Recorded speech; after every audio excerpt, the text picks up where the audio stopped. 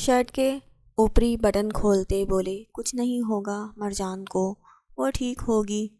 فاطمہ شاہ نے انہیں تسلی دینی چاہی، جبکہ ان کے آخری لفظ منہ میں ہی رہ گئے۔ ملازمہ کی بات سنتے مرجان بی بی اپنے کمرے میں نہیں ہیں۔ ملازمہ کی آواز پر وہاں بیٹھے سب نفوسوں کو شاک لگا۔ کیا مطلب؟ واش روم چیک کیا؟ وہاں ہوگی۔ ان کا لہجہ لڑکھایا تھا، دل کی بے چینی بڑھتی جا رہی تھی۔ جی سر، ٹیرس پر بھی دیکھا، وہ کہیں نہیں ہے۔ ملازمہ سر ہلاتی انہیں بتانے لگی، ایسے کیسے؟ وہ کمرے میں نہیں ہے۔ مازن تم جاؤ دیکھ کر آؤ۔ آغا جان کی دھاڑ پر ماحول پر سکوت چھایا، جبکہ مازن فوراً کرسی سے اٹھتا اوپر کی طرف بھاگا۔ تم پانی پیو، وہ کمرے میں نہیں تو کہیں اور ہوگی۔ یحییٰ شاہ نے پانی کا گلاس ان کے لبوں سے لگاتے تسلی دی۔ جائیں آپ سب دیکھیں کہاں ہے مرجان۔ فاطمہ شاہ نے پاس کھڑے ملازمین کو کہا، جو سر ہلاتے مرجان کی تلاش میں گئے۔ مورے جان، ہم نے مرجان کو فارم ہاؤس سے واپسی کے بعد دیکھا تک نہیں۔ پری نے ماحول میں تناؤ بڑھتا دیکھا تو بتانا ضروری سمجھا۔ دیکھا تو کسی نے بھی نہیں تھا۔ ارے مازن خود لے کر آیا تھا۔ مازن اسے بتاؤ۔ مازن تم مرجان کو لے کر آئے تھے نا؟ انہوں نے اس کی بات کی تردید کرتے مازن کو دیکھتے کہا، نہیں میں اسے نہیں لے کر آیا تھا۔ اس نے ایک نظر یحییٰ شاہ کو دیکھا، جو امید بھری نظروں سے اسے دیکھ رہے تھے، پر جو سچ تھا وہ تو بتانا تھا۔ کیا مطلب؟ مرجان کو میں تمہارے پاس چھوڑ کر گئی تھی، ان کا تو مانو سر پر لگی تلوے پر بجھی، وہ ان کے پاس تھی، سوال ان سے ہی پوچھا جانا تھا، وہ کیا جواب دیتی؟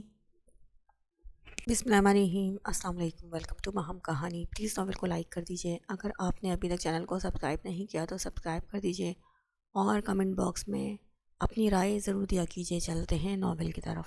وہ جو نیند میں تھا، کسی کے جھنجھوڑنے سے آنکھیں کھولی تو سامنے نظر پریشان کھڑی وفا پر پڑی۔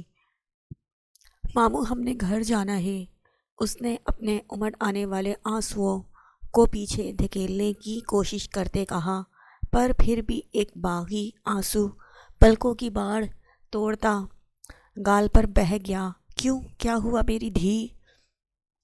وہ بھی پریشان سے اٹھ بیٹھے، کہیں وہ خواب میں نہ ڈر گئی ہو۔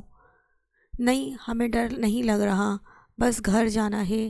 وہ اپنے ہاتھ کی پشت سے اپنے آنسو صاف کرتے ایک بار پھر بولی، بیٹا تم خواب میں ڈر گئی ہو، آیت الکرسی پڑھ کے سو جاؤ۔ بڑے صاحب کو خواہ مخواہ پریشان کرنا نہیں چاہیے، وہ کیا سوچیں گے کہ ہم نے ایک رات بھی نہ رکھا۔ اقبال اس کے آنسوؤں سے بھیگا چہرہ صاف کرتا پیار سے سمجھانے لگا، پر وہ ہر بات کی نفی کرتی رہی۔ نئی سائی کے پاس جانا ہے ماموں، ہمیں ڈر لگ رہا ہے۔ وہ سر نفی میں ہلاتی اپنی بات پر بزد ہوئی تو انہوں نے ایک گہرا سانس بھرا، نظر دیوار پر لگی گھڑی پر ماری جو 10 بجا رہی تھی، مگر ان کے لیے تو آدھی رات ہی تھی، جبکہ باہر روشنی ہی روشنی اور چہل پہل تھی۔ اچھا فون ملا کر دو صاحب کا، انہوں نے وفا کو نمبر ملانے کا کہا، جو آتش اسے موبائل دے کر گیا تھا۔ وہ فریش سا ہو کر نکلا، غصہ قدرے کم ہو گیا تھا جب ٹھنڈا پانی سر میں پڑا۔ ڈریسر کے سامنے آتا، اپنے گیلے بالوں کو برش کرتا، خود پر کلون کا اسپرے کرتا، بیڈ کی جانب بڑھا اور آ کر اپنی جگہ پر لیٹ گیا۔ ایک نظر برابر میں دیکھا جہاں آج اس کی جگہ خالی تھی۔ غصہ ایک بار پھر نمودار ہوا، جب اسے میری یاد نہیں آ رہی تو میں کیوں کروں یاد اسے؟ وہ خود کلامی کرتا، سر جھٹکتا، سر تک کمبل لیتا لیٹ گیا۔ ابھی اسے لیٹے کچھ دیر ہی گزری تھی جب سائڈ ٹیبل پر پڑا اس کا موبائل بجا۔ وہ جو اسے بھی نیند نہیں آ رہی تھی، جھٹکے سے خود پر سے کمبل اتارتا فون نظروں کے سامنے کیا تو اسکرین پر وفا کا نمبر اپنی آب و تاب سے جگمگا رہا تھا۔ یہ دیکھتے اسے خوشی سے زیادہ پریشانی ہوئی، کیونکہ وہ لوگ تو اس وقت تک سو جاتے ہیں۔ پھر اس وقت کال کرنے کا مطلب وہ جلدی سے فون اٹھاتا کان سے لگا گیا تو دوسری طرف اقبال تھا جس کی آواز نیند میں ڈوبی ہوئی تھی۔ ممکن تھا اسے نیند سے جگا کر فون کرنے کا کہا گیا ہو۔ خیریت ہے؟ اس وقت فون؟ وفا ٹھیک ہے؟ اس نے اقبال کی آواز سنتے ہی پے در پہ سوال کیے اور دوسری طرف سے جواب سننے لگا۔ کچھ دیر پہلے جس چہرے پر غصے کے اثرات تھے اب وہاں لبوں پر ایک دلفریب مسکراہٹ تھی۔ جی میں کچھ دیر میں پہنچ رہا ہوں، وفا سے کہیں تیار رہے۔ وہ انہیں ہدایت دیتا فون کاٹ گیا اور خود بھی کمبل کو جھٹکتے اٹھا اور سائڈ ٹیبل سے گاڑی کی کیز لیتا کمرے سے باہر کی جانب نکلا۔ کچھ دیر میں ہی وہ ان کے گیٹ پر تھا۔ اس نے گاڑی میں بیٹھتے ہی فون کیا اور اقبال کو وفا کو لانے کا کہا۔ ابھی کچھ دیر ہی ہوئی تھی اسے انتظار کرتے جب اقبال گیٹ کھولتا باہر نکلا۔ اس کے پیچھے ہی چادر میں لپٹی وفا تھی۔ معذرت چاہتا ہوں، آپ بھی کیا سوچیں گے، ایک دن نہ رکھ سکا اپنی بھانجی کو۔ وہ واقعی ہی کافی شرمندہ نظر آ رہے تھے۔ ارے آپ یوں پریشان نہ ہوں، میں کسی دن اور اسے چھوڑ جاؤں گا، آپ یوں مجھے شرمندہ نہ کریں۔ آتش کو اچھا نہیں لگا تھا ان کا یوں شرمندہ ہونا، تبھی خود بھی معذرت کرتا بولا جس کی وجہ سے ہو رہا تھا۔ وہ سر جھکائے کھڑی تھی۔ شکریہ، چلو جاؤ وفا، اپنا خیال رکھنا۔ انہوں نے آتش سے ہاتھ ملاتے سر جھکائے کھڑی وفا کو مخاطب کرتے اس کے سر پر ہاتھ رکھا تو وہ مرے قدم اٹھاتی گاڑی کی طرف آئی اور دروازہ کھولتے اندر بیٹھی۔ اس کے بیٹھتے ہی آتش نے گاڑی آگے کی طرف بڑھائی۔ جب تک ان کی گاڑی گلی سے نہ نکل گئی اقبال یوں ہی دروازے پر کھڑا رہا۔ جب گاڑی نظروں سے اوجھل ہوئی وہ بھی گھر کے اندر بڑھا۔ گاڑی میں گہری خاموشی تھی، دو نفوسوں کے ہوتے ایک گہرا سکوت تھا۔ ایک غصے میں تھا جبکہ دوسرا شرمندہ۔ آتش نے ایک نظر سر جھکائے بیٹھی وفا کو دیکھا جس کا چہرہ تو چادر کی وجہ سے صحیح نظر نہیں آ رہا تھا، ہاں البتہ انگلیوں کو مروڑتے اس کے ہاتھ ضرور نظر آ رہے تھے۔ رہی کیوں نہیں وہاں؟ اس نے گاڑی میں چھائی طویل خاموشی کو ختم کرنا چاہا۔ اسے اچھا نہیں لگ رہا تھا اس کا یوں چپ رہنا، ڈر لگ رہا تھا۔ اس کی کانپتی آواز لبوں سے نکلی تو اس نے تعجب سے اس کی طرف دیکھا جس کے جسم میں واضح لرزش تھی۔ وفا میری جان، آپ ٹھیک تو ہو؟ آتش نے اس بار نرم لہجے میں دریافت کیا تو وہ جو کب سے خود ہی ہلکان ہو رہی تھی اس کے نرم لہجے میں پوچھنے سے وہ جھٹ سے اس کے کندھے سے لگتی رونے لگی۔ وفا کیا ہوا ہے؟ ادھر دیکھو میری طرف۔ اس کے یوں رونے پر اس نے گاڑی سڑک کے سائڈ پر روکتے اس کا چہرہ اٹھانا چاہا۔ آپ روتی رہی ہو جب سے؟ اس نے اس کی سرخ اور سوجن زدہ آنکھوں کو دیکھتے پوچھا، پر وہ بغیر جواب دیے سوں کرتی دوبارہ اس کے کندھے سے لگ گئی۔ بتاؤ تو کیا بات ہے میری جان، ماموں کے گھر کچھ ہوا ہے کیا؟ آتش نے اس کے کمر کو سہلاتے اس سے پوچھا۔ آپ کی یاد آ رہی تھی اور نیند بھی نہیں آ رہی تھی اور ڈر بھی لگ رہا تھا۔ اس نے پلک جھپکتے اپنے ساتھ درپیش آئے سارے مسئلے اس کے گوشے گزار کیے تو وہ جو اس کے رونے سے پریشان ہو گیا تھا اس کے بتائے گئے مسئلوں کو سنتے اس کے لب مسکراہٹ میں ڈھلے۔ اوکے میں آ گیا ہوں نا، اب تو نہیں ڈر لگ رہا؟ وہ اپنے کندھے سے لگی وفا کے بالوں میں انگلیاں پھیرتا بولا تو وہ جھٹ نہ میں سر ہلا گئی، جس پر آتش نے مسکراتے اس کے بالوں پر اپنے لب رکھے اور گاڑی اسٹارٹ کرتے دوبارہ سڑک پر لے آیا، جبکہ وہ اس کی قربت میسر آتے ہی اپنا چہرہ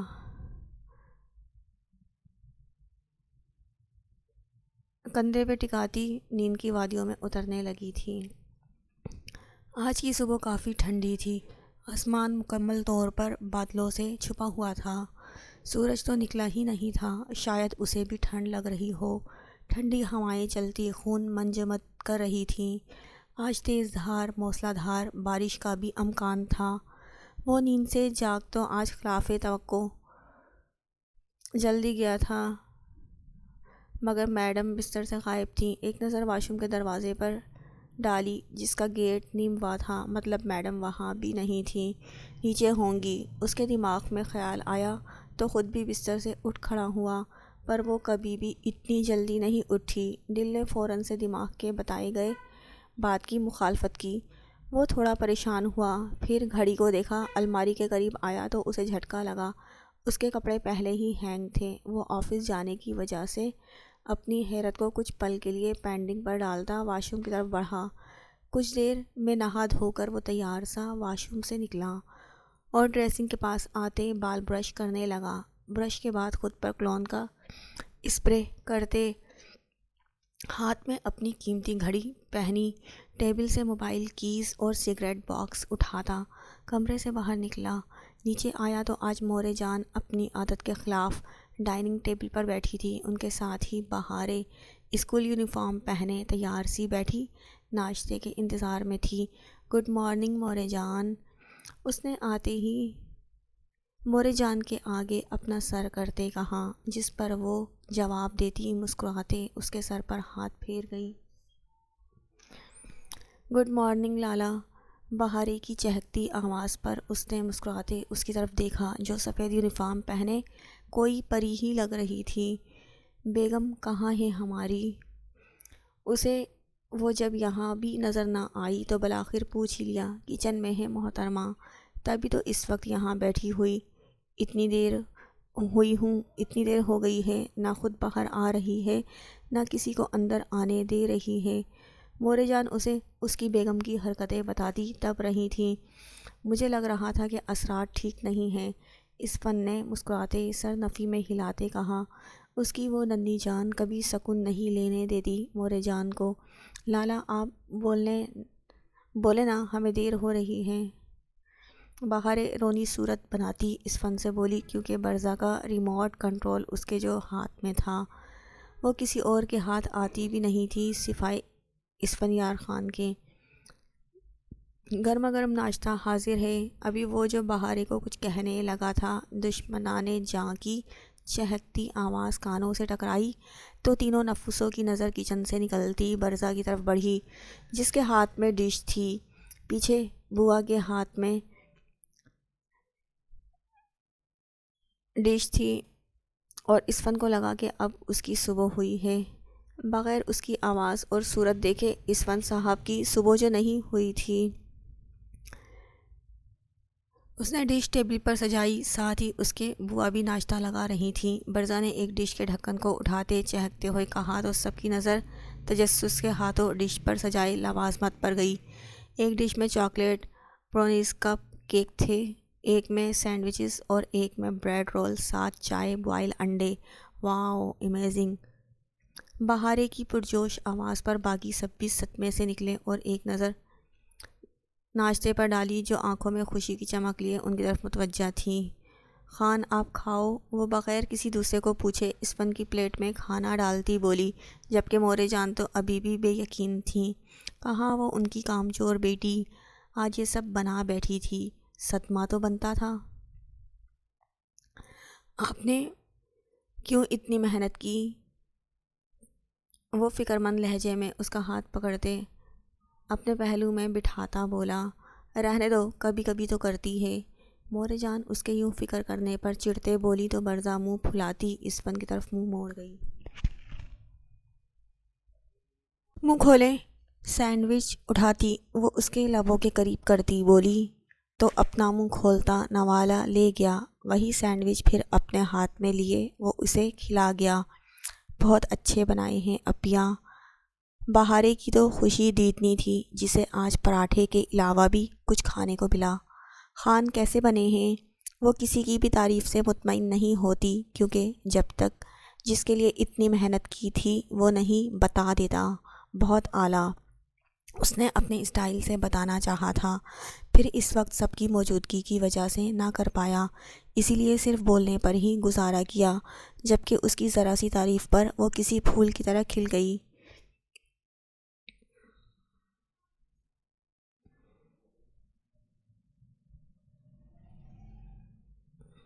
سب ناشتے کی میز پر بیٹھے نئے جوڑے کے منتظر تھے۔ ملازمین نے ناشتہ میز پر سجا دیا تھا۔ کیونکہ ایک گھر میں ہی رہتے تھے تو ناشتہ لانے کی کوئی فکر نہیں تھی، سب پہلے جیسا ہی تھا۔ اسی لیے یاسر شاہ اور آمنہ شاہ بے فکر ہوئے آرام سے اپنی نشستوں پر براجمان تھے۔ اٹھے نہیں بچے، آغا جان نے آتے پوچھا اور اپنی کرسی دھکیلتے بیٹھ گئے۔ ان کے ساتھ ہی بی جان تھی۔ لو وہ آ گئی۔ فاطمہ شاہ نے سیڑھیاں اترتے ضامن اور امریش کو دیکھتے کہا، جو ایک ساتھ چلتے آتے بہت پیارے لگ رہے تھے۔ السلام علیکم۔ ان دونوں نے آتے سب کو مشترکہ سلام کیا اور آغا جان اور بی جان کا ہاتھ چومتے آنکھوں کو لگا لیا۔ چلو بھائی شروع کرو، پھر بہت سے کام کرنے ہیں۔ ان کے بیٹھتے ہی آغا جان نے اپنی پلیٹ میں کھانا نکالتے ان سب کو بھی شروع کرنے کا کہا۔ سوری میں لیٹ ہو گیا۔ یحییٰ شاہ نے ٹیبل پر آتے معاذت کی اور یاور شاہ کی برابر میں بیٹھ گئے۔ اوئے ہوئے، کوئی تو بس بیوی کو ہی دیکھے جا رہا ہے۔ مازن جو کب سے ضامن پر نظریں ٹکائے ہوئے تھا، جو کبھی امریش کو کوئی چیز پاس کرتا تو کبھی پراٹھا اٹھا کر اس کے منہ میں نوالے بنا کر دیتا اور مسکرا کر کبھی اسے دیکھنے لگتا، جب اس سے زیادہ دیر رہا نہ گیا تو کونی مارتا شوخی سے بولا، تو پھر تیرے اسی باسی منہ کو دیکھوں کیا؟ وہ بھی کہاں کم تھا، اسی کے اسٹائل میں اسے جواب دے گیا، کوئی نہیں بیٹا، آج ہم بھی ایک عدد بیوی والے بن جائیں گے، پھر میں بھی ان کو اپنے ہاتھ سے کھانا کھلاؤں گا۔ وہ فرضی کالر جھاڑتا ادب سے بولا تو وہ جو سب اپنی باتوں میں مگن تھے مازن کی بات پر ہنس دیے۔ اوئے سفید چویا، ہماری پرسنل باتیں کیوں سن رہی ہو؟ وہ امریش کی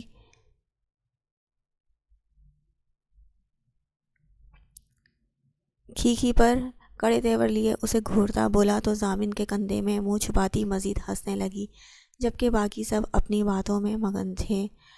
ہیلو، مجھ سے بات کر، میری بیوی کو کیوں لا رہا ہے بیچ میں؟ ضامن نے مازن کا منہ پکڑتے اپنی طرف منہ پھیرتے کہا، کر لے ظلم مجھ معصوم پر میری بیوی جب آ جائے گی نا پھر بتاؤں گا۔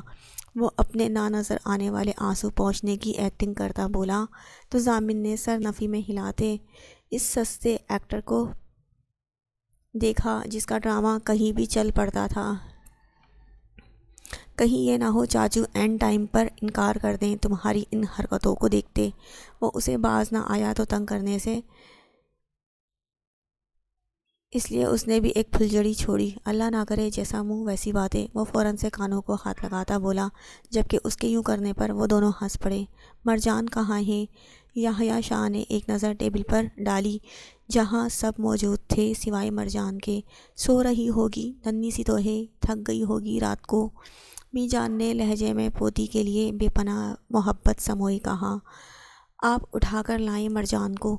وہ پاس کھڑی ملازمہ کو مخاطب کرتے بولے تو وہ ہاں میں سر ہلاتی کمرے کی طرف بڑھی۔ ارے تم کیوں رک گئے، کھاؤ، سو رہی ہوگی وہ۔ آغا جان نے انہیں نہ کھاتے دیکھا تو کہا، پتہ نہیں میرا دل گھبرا رہا ہے جیسے کچھ برا ہونے والا ہو۔